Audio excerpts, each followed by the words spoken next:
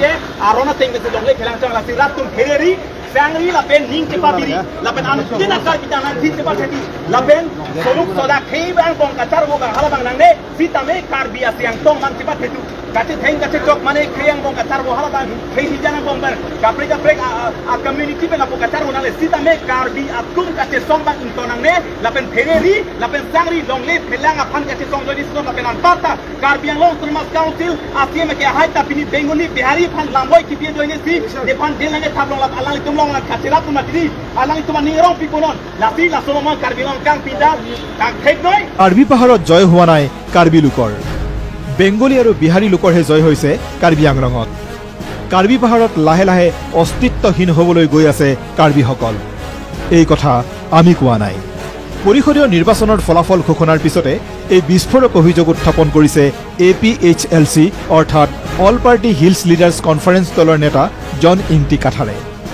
সোমবাৰে NKTVৰে হোৱা এক আছুতীয়া সাক্ষাৎকাৰত স্থানীয় ৰাজনৈতিক নেতাজনৰ অভিযোগ পৰিষদীয় নিৰ্বাচনত বিজেপিয়ে জয়লাভ কৰিলেও কাৰ্যত এই বিজয় বেংগলী আৰু বিহাৰী সম্প্ৰদায়ৰ লোকৰহে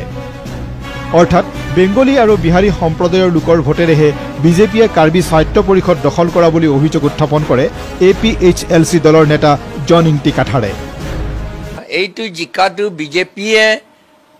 জিকা নাই জিকিছে ক'ব লাগিব এইটো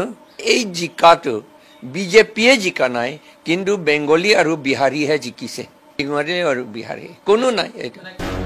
জনজাতীয় নেতাজনৰ লগতে আশংকা লাহে লাহে কাৰ্বি পাহাৰত অস্তিত্বহীন হ'ব কাৰ্বিসকল অকল কাৰ্বি আংলঙতেই নহয় বিজেপিৰ আমোলত সমগ্ৰ অসমতে এতিয়া অসমীয়া তথা জনজাতীয় লোকসকল অস্তিত্বহীন হৈ পৰাৰ উপক্ৰম হোৱা বুলিও মন্তব্য কৰে জন ইংটি কাঠাৰে এই যিটো কাৰ্বি আংলং নাইকিয়া হৈ কৰিব এইটো অকল কাৰ্বি আংলং নহয় এইটো ডিমা হাছাওটো একেবাৰে সোনকালে হৈ যাব আৰু অসমত এনেকৈ হ'ব গুৱাহাটীটো সোনকালে মানে অসমীয়া মহানগৰ নহ'ব এইটো অসমীয়াসকলৰ নহ'ব BTRটো হৈ গ'ল BTR কোকৰাঝাৰ টাউনত